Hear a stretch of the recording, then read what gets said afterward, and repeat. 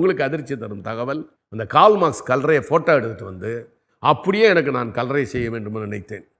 அப்பொழுது நான் பார்த்துக்கிட்டு வந்து 6 மாதத்தில் எங்கள் அம்மா இறந்துட்டாங்க. எங்கள் அம்மாவுக்கு அதே மாதிரி கல்லறை கட்டி, எங்களுதில் நான் கிறிஸ்டியன் வால்ட்டு வச்சுன்னு பேர், அதுக்கு பேர் வால்ட்டு வச்சு கட்டுறது. ஏன்னா கல்லறையில் 3-4 கல்லறை 5 வருஷத்துக்கு ஒரு தடவை கீழே போய்கிட்டே இருக்கும் கல்லறை. அதை நம்ம மேலே ஆட்களை வச்சுக்கிட்டே இருக்கலாம். இது போல் கால் மார்க்ஸுடைய கல்லறை, அவங்க ஃபேமிலி கல்லறையை பார்த்தேன். பார்த்துட்டு நான் இங்கே வந்து எங்கள் அம்மா கட்டினேன், மார்பிளில் கட்டினேன்.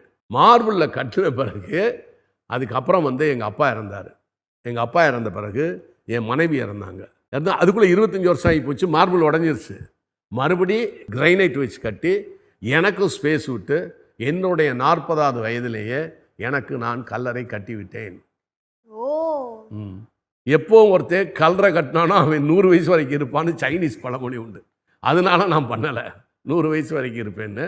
எனக்கு நானே கல்லறை கட்டி கொண்டேன். இஷ்டப்பட்ட கல்லறை, இந்த கல்லறை தான் நான் போய் இருக்க போகிறேன் என்று டிசைன் பண்ணி எங்கள் அப்பா அம்மா என் ஒய்ஃப் எல்லாம் விட்டுட்டு எனக்கு ஸ்பேஸ் விட்டுருக்கேன். அதில் என்ன டயலாக் எழுதணும்னு முதற்கொண்டு எழுதி வச்சுருக்கேன் நான். சார் ரொம்ப வித்தியாசமான ஆளாக இருக்கீங்க சார் நீங்கள்.